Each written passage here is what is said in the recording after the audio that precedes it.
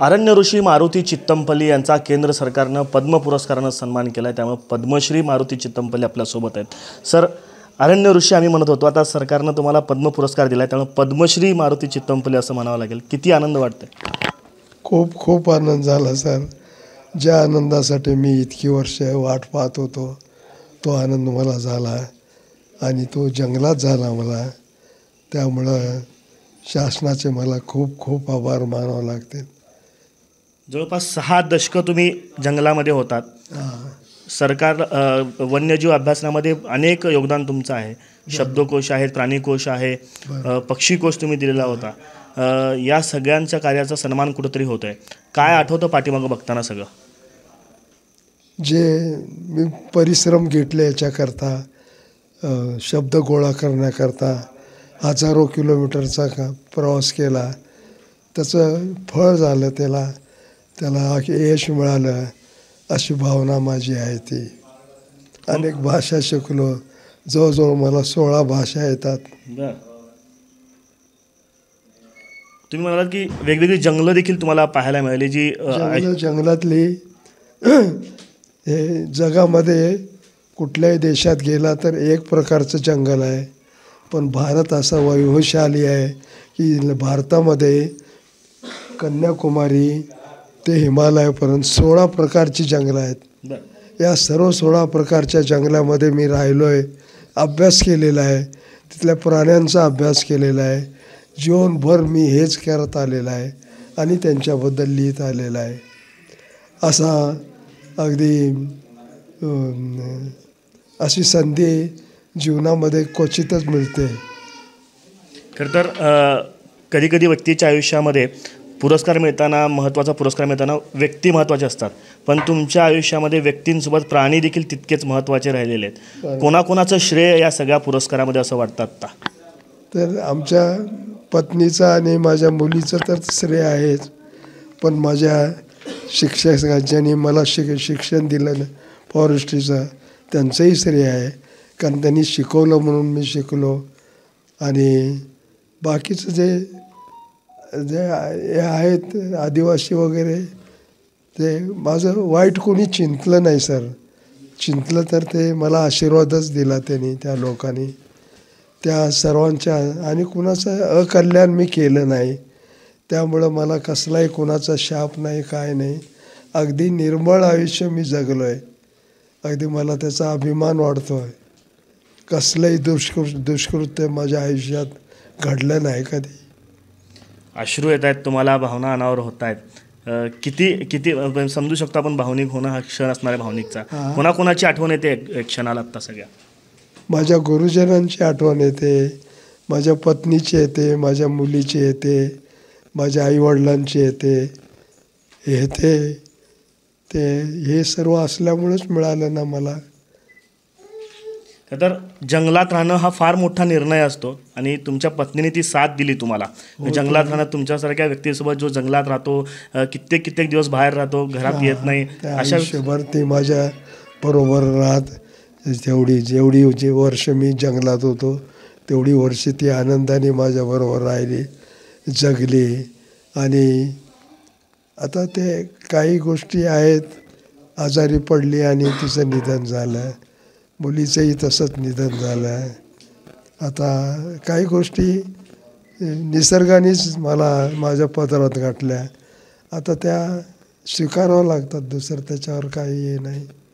तरी पण मी जंगलातच राहिलो, जंगलाचाच अभ्यास केला, प्राण्यांचाच अभ्यास केला, हे करत राहिलो। कसलं सांसारिक दुःखाचा फारसा विचार मी माझ्या आयुष्यात केला नाही, माझं काम मी करत राहिलो। त्यामुळं मला एवढी 16 पुस्तकं हे केली। चकवान सारखं एक नामांकित हे आपलं आत्मचरित्र लिहिलं, ते आता आत्मचरित्राचा इंग्रजी अनुवाद होतोय, आता ते असं चालू आहे सर। आता सर, प्रवासाची सुरुवात कुठून झाली? कुठून ठरवलं की आपण जंगलात जायचं आहे, प्राण्यांसाठी काम करायचं आहे, जे जगानं बघितलं नाही ते दृश्य लोकांना दाखवायचं आहे? हो, आता जे इथलाच हा भाग आहे ना बेटा, हे पूर्वी इथं जंगल होतं आणि आर्निकट्टा म्हणजे त्या काळामध्ये लोक त्याला आर्निकट्टा म्हणायचे, म्हणजे अरण आहे. तिथं हे ब्लॅकबक होते, हजारो ब्लॅकबक होते. तर त्यांचं दर्शन झालं, त्यांना पाहता आली.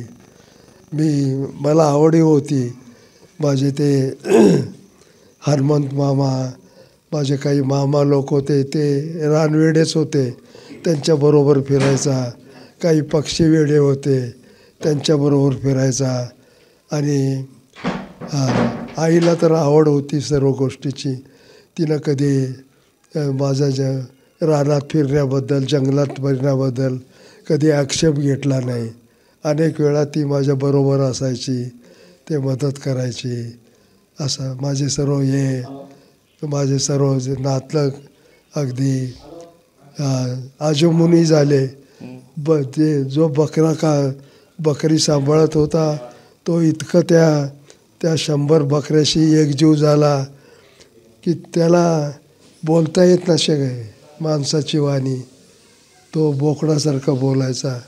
आजारी पडला तर बोकडासारखा आवाज करायचा. आजारी पडला तर त्यांच्यातच राहायचा. ते सर्व शेळ्या मेंढ्या हे करायचे. आणि तो एखाद्या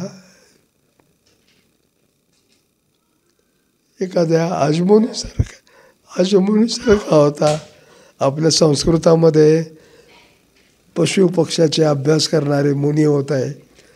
तर आजमुनी म्हणजे बकऱ्याचा अभ्यास करणारे, मेंढ्याचा अभ्यास करणारे, पालकाप्या म्हणजे हत्तीचा अभ्यास करणारे, नंतर चितळचा अभ्यास करणारे, प्रत्येक जनावराचा अभ्यास करणारे तज्ज्ञ होते.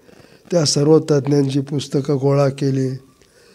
त्या भाषा शिकलो, त्याचा अनुवाद केला आणि त्या पद्धतीनं लिहित गेलो. दुसरा मी माझ्या आयुष्यात विचार केलाच नाही. जंगल म्हणजे जंगल, पशु पक्षी यातच मी फारसा कधी पिक्चर वगैरे पाहण्याच्या भानगडीत पडलो नाही. कारण हे सर्व दिव्य जंगलातच चाललेलं असताना आणखीन पिक्चर कसला पाहताय. सर, निसर्गाच्या जंगलातून बाहेर निघून तुम्ही सोलापूरमध्ये या सिमेंटच्या जंगलामध्ये आता आलेला आहात. काय वाटतं इथं आल्यानंतर? आणि इथं आल्यानंतर तो पुरस्कार जाहीर होतोय. खरं तर जंगलात असेपर्यंत हा पुरस्कार मिळाला असता तर आणखी जास्त आनंद झाला असता. काय सर, ते लिमिटेशन असताना मी रिटायर झालो. आता रिटायर झाल्यावर ते एक साहजिकच आहे की you have to go back to your house. पण इथं जरी असलो तरी मी जवळजवळ माझं स्वतःचं ग्रंथालय आहे. 10,000 जंगलाविषयी पुस्तकं आहेत. ती पुस्तकं मी वाचत असे, त्या पुस्तकाविषयी लिहित असे. आता मी एवढं मोठं काम केलं आहे की आता पुष्कळ पुस्तकं झालेली आहेत.